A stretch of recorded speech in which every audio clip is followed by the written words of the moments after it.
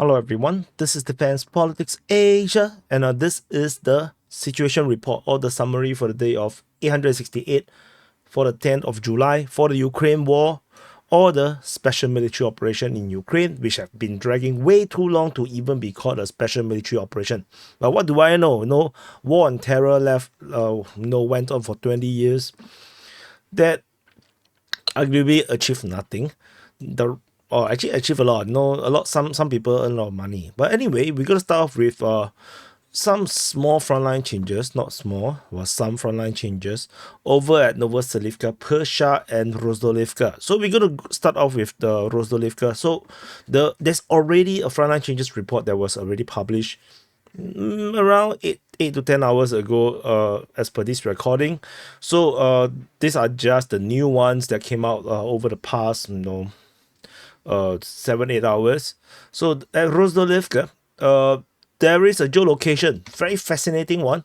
Russian forces geolocated at this new location is not even inside the Russian claims.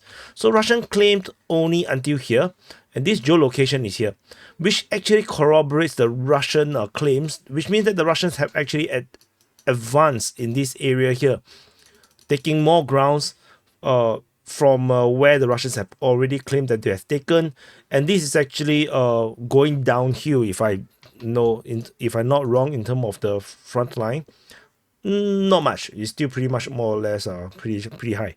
So that means it's some kind of plateau. Anyway, this invalidates huge chunk of the Ukrainian mapping because the Ukrainian mapping do not acknowledge this entire advance. So this entire area here that was still under Ukrainian claims is now invalidated. It's now all under Russian control. And so this is a massive change in terms of front line. And this combined with the previous frontline changes that was talking that reflected the same similar situation but with Krasnohorivka.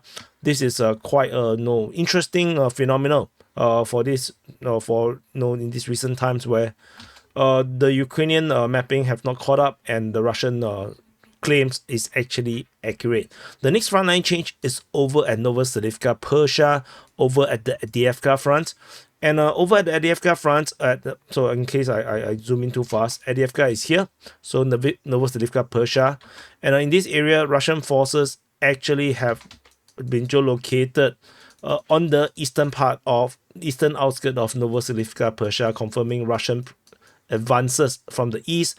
As I mentioned before, because of the development in the northeast, where the Russians are pushing in this way, I believe that the Russians will start to attack in other directions so that they can start to all pincer or attack in multiple directions and take the settlement.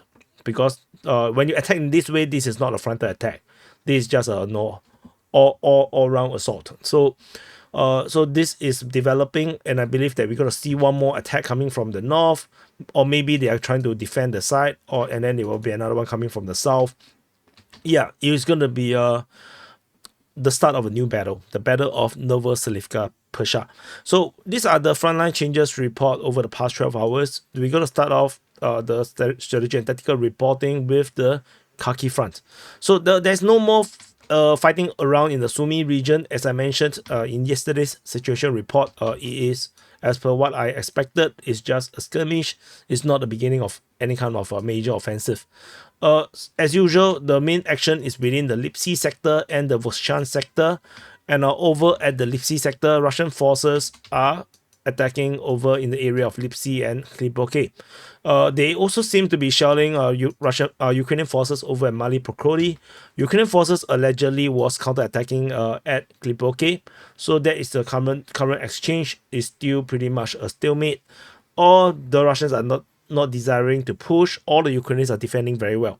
You can make up any stories you want. It all works out. Like they are just playing football over there. No one is fighting. They are actually competing in chess. They are having Tetris competition. They are playing Minecraft together. All works out. Because the front line don't change. So we move into the other side. Over the Voshchan sector. Over the Voshchan sector, there's no fighting over the Taikei region. The fighting is predominantly over in the Voshchan region, with Russian forces attacking and Ukrainian forces counter-attacking, pretty much the same thing. There is a geolocation of Russian strike over just off the bridge. So there's some strike maybe hitting Ukrainian forces that is trying to enter into the northern theater. And there's important thing to note information coming from Ryber. Ryber. So Ryber reported the Ukrainians are counterattacking at Klipoke as well as Voshchansk, and they say that there are people propagating fake news about about the Russian forces crossing the Voshcha River and consolidating positions in the southern bank. So what it's trying to say is that there is some people reporting fake information. So there is this river, this is the Voshcha River. They claim that the Russian forces have actually secured the entire of the northern part, and they have crossed over to the southern part and have some bridgehead or a bridgehead over in the south, and the Russian forces have great success and are going to push south. Fake news. So and this information, I think I did seemingly from vague memory came across some headline somewhere. I can't remember who. I also don't care. I don't want to talk. I don't want to name names, but that information is not true. I did not manage to corroborate it a few days ago. So clearly until now, no, this is not the reality. And with this geolocation of the strike, clearly shows that the Ukrainian forces are probably still in the area here, trying to cross across. And so Ryber basically saying that this is fake news. So it's just important thing to note. I don't watch other YouTube channels. I know I only follow the trusted sources, and then I just relay the information to you guys. So I do not know who. So you guys may know, because I know you guys all dig information from all over the places. Watch different YouTube channels. So yeah. So you probably will know who is it. And the Russian thermobaric missiles hit the forest. Some ammunition dump within the forest got hit south of Haiti-Chef. So there is this river over here. The Russians have not planned to cross over to the south, and it's clearly a sign that the Russians are just simply trying to waste Ukrainian resources in the battle over here. They're just trapping them there, because if let's say you are the general, you are a commander, would you just head straight into the and fight this battle within the city and ignore everything else? Clearly you wouldn't do that. Clearly you are a much smarter commander. To capture Voshchansk, you would definitely do a crossing over in the forest, attack inwards, and flank to the rear positions, create havoc in the rear, and draw Ukrainian attention away from this region, and then maybe launch another attack from a different sector, cross over here, hit towards the rear position of Taipei, and storm down. You can do all sorts of creative maneuvers. The Russians are not doing it. Why? Because this is just not what they are planning to do. They just want to trap the Ukrainians in Voshchansk, just like what happened with the Bakhmut, where the Wagner basically trapped Ukraine into this crazy battle. Crazy massive battle for a city that is actually not that strategically important by that point of time. So yeah, so it is what it is. So that's all. Okay, so not that all yet. There's one more thing. Charkivka, there is a Russian guided artillery strike on some Ukrainian engineering equipment. So not very, very important, just something near to the front line. So I'll talk about it. There's a lot of geolocations that I did not map into the map because they're nowhere close to the front line. I think putting in is just putting war porn on the map that nobody watches. It's poor porn. For those that are too young and don't understand, pawn is actually a chess piece, in chess. It's the soldier, where you in the first row. They are the weakest unit in the chess board. But when they walk all the way to the very end of the board, they can actually become a queen or any pieces that is more powerful. So that's what a pawn is. So in case you don't understand, it's okay. Uncle Wyatt is here to teach you. So anyway, over at the Kupiansk region, Russian forces are attacking in multiple directions. They are attacking over at Sinkivka, Petropavlivka, over at this is Stepova, Novoselivka, over at Pishane and Berestove. So this is the various locations the Russians are attacking. And over at the Sinkivka region, the frontline change I already covered in yesterday's SITREP. I won't cover it again. So Russian forces are still attacking in this various direction. Geolocation of Russian airstrike just ahead of where the Russian front line is was recorded. Moving on, over at the Stepova Novoselivka region, there is also Russian airstrikes in the region around it, just west of Skyslivka, and another one on the eastern part of Pishane. And it seems like the Russians are pretty much happy with just holding position. I believe if you have been following DPA's reporting closely, you might remember me saying before that I believe that the Russians are seemingly using Stepova Selivka as another Voschansk, another place just to trap the Ukrainians into some kind of kill box, because they know that the Ukrainians will just keep coming back. No, it's like you go to the beach, you dig a hole beside the sea, and then there's a hole, right? And then the seawater will just keep going back. You can just dig, the seawater will just keep coming back. Even the wave go out, it will still come back, and then the water will go back again into that hole. That's Ukrainian, because they're all blue in color, and they just keep going into this hole and then get struck by the Russian forces. And it's just a stupid strategy. No, the not giving up grounds.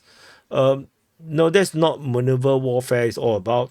And of course, I also understand the Ukrainians find it really hard to fight maneuver warfare. How to fight maneuver warfare when your enemies don't move either. The enemies don't want to attack. You can't move. You can't maneuver. You can only maneuver in your rear positions, and basically, just waste fuel. So I do understand there is some limitations to what the Ukrainians can do, but the Ukrainians can always set trap for the Russians to step in, but they can't, because they want to hold ground. So anyway, we move further south is the Russians' attack towards Pishane. There is still no news regarding how the battle is fought. Berestove until now is still not fully captured, despite the claim of the Russian Defense Ministry claiming that they have fully captured Berestove. No idea what the hell is happening around here. So, that it is what it is.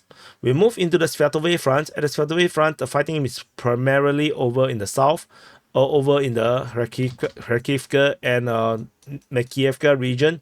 Russian forces geolocated on the roads north of Makiivka clearly show Russian presence around here. So that's about it. Not much news regarding in this area as well. We move into the Crimea front. At the Crimea front, no fighting in the forest region. The fighting primarily is over at Terni as well as Toske. And clearly by now you should know that we have always drawn these arrows in this way, but no, the front line never changes. So just understand, I'm just drawing to show you that it's attacking somehow. Maybe fire attack, lobbing missiles, rockets, artilleries, just sniper attacks. It doesn't necessarily mean an assault, doesn't necessarily mean that they're going to capture ground. So over in the Sivas front, at the Sivas front, Russian forces attack at Bilohorivka, Velkom-Okayamske, Sperne, Vimka, and Rozdolivka. And particularly, Rozdolivka has this big change. And as mentioned in the frontline changes report just now, Russian forces geolocated at this location, invalidated huge chunk of the Ukrainian claims, and the Russians have indeed taken all these grounds. And this will allow the Russians to continue to attack in a firm direction westward across all the high ground around here. So if you look at the relief mapping, you can see that the entire area here is just a high ground around here. This is a high ground, this, and then everything. Then this just goes down towards the river region, and this is the high ground. The Russians are pushing in the north, in the high point, and they're probably going to move along the high ground, and it looks like a plateau. I think only this location is a bit higher. I think this area is a bit higher. The Russians, this entire area here is on the same height. So maybe the Russians are going to go along this entire high ground. Who knows? But the Russians are making significant progress around here. Very, very interesting development. of course, Rozdolivka has been already declared to be captured according to Ryba. The Russian Defense Ministry have not acknowledged this yet, so we just continue to wait. We move into the Bakhmut front. At the Bakhmut front, in the center flank, we have fighting reported at Kharkivka and in the Chasivya region and Ivanivsky. Don't expect the Russians to storm into Chasivya. This is what I think. I think they will not do it. So there is way too much things to do rather than go in here and die. Over in the southern flank, we have Russian forces fighting in the area of Klishchievka and towards Dilievka. So this push to Dilievka is something that I'm more interested in because this will entirely change the tactical and strategic situation around this area. So let's just wait and see whether this actually means anything. It's reported by the Russian Defense Ministry. Moving into the New York front, as usual, New York front, there's a Torres offensive and the New York offensive. So at the Torres region, Russian forces continue their attack in the Druzhba region, in Pivnishny region, as well as Zalizny. So they're fighting in these various places. The entire situation around here is pretty unclear. It's not sure whether the Ukrainians are really doing a good job defending or not. It is a very, very big urban region. If you can basically even imagine this as one big city, we have Torres, Druzhba, Pivnishny, Zalizny, and then linking up towards the Leonidivka, Shivbivnivka and Petrievka, like this is it can be just one big city, and this one big city is it could be as big as Holivka, almost as big as Holivka. Is a huge city, and that will constitute about almost 1/3 of the Donetsk city. So it is a very, very big region, and if you add in New York, it would even be bigger. It could constitute to 1/3 to half of Donetsk. It's a very, very big urban region, and so I don't expect fighting to be very fast. But somehow over at the New York front, the Russian forces are making very fast progress. In the latest update, we have Russian forces expanding westward from this southern column of New York towards Pentelemonivka. Pentelemonivka. That also sounds nicer. Anyway, Pentelemonivka. So anyway, then the Russians are fighting in the area of Yurivka and pushing into New York and have captured major grounds over in the southern part of New York, southwestern part of New York. And so this is already covered. So the Russians are still fighting around this region here. So we shall continue to see how this develop. There is a lot of heavy entrenchment around here. This is one massive defense line. So the Russians pushing in this direction technically isn't a big threat to the Ukrainians, because the Russians can't really get anywhere. They will get stuck around here. However, the Russians can storm through New York. That could be the way, to go through around, and then they can actually follow all the way down the building regions and swing out. That is a possibility. So anyway, depend on how the Russians going to fight this battle and how the Ukrainians going to defend. That we are still talking about like maybe a few months of battle if the Ukrainians actually sent in reinforcement to defend the front. So, but if they don't defend, then the collapse will continue. This is a huge amount of grounds covered from the base from Novoselivka all the way to the furthest point now is around almost 6 kilometers deep. So this is a huge amount of ground that has been captured by the Russian forces. Over in the northern flank of the Avdiivka front, Russian forces attacking at Kalanove. They are attacking north of Novoselivka, around Novo-Alexandrivka, towards Vodizenka, towards Timofeyevka, towards Progress, and fighting in the region of Yekhanivka. And at Yekhanivka, there is updates. Russian forces, as I predicted, has captured the main chunk of Yekhanivka. According to the lack of a declaration of capture, it looks like this area here is also part of Yekhanivka. And then, of course, it is defended by this massive spider web around here. So the Russians will have to penetrate through all these defenses and capture the rest before I think there will be any declaration of the capture of Yevhenivka.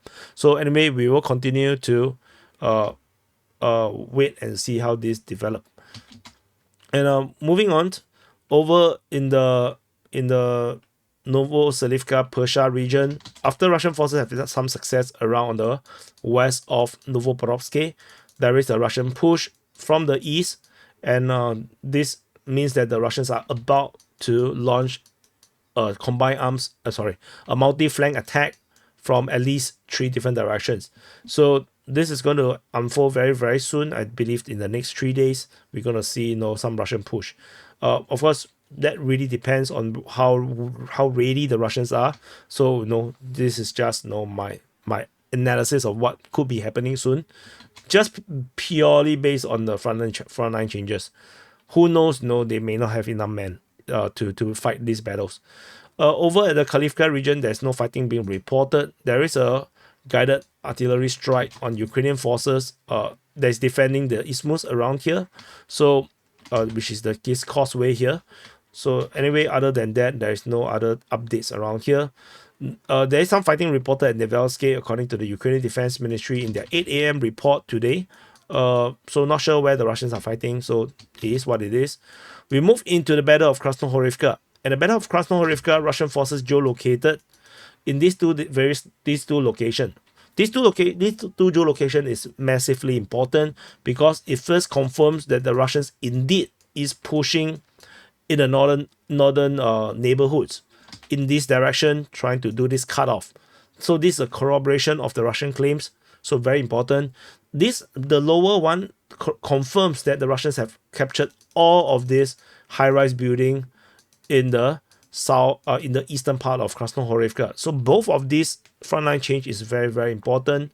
I mean, the geolocation is very, very important, and this confirms the Russian mapping is pretty accurate for this battle. It's not always accurate, I just want to highlight, but at least for the Battle of Krasnohorivka, this has been a long time coming because this frontline difference, this claim has been ongoing here for quite some time already. This is the first time we have the corroboration.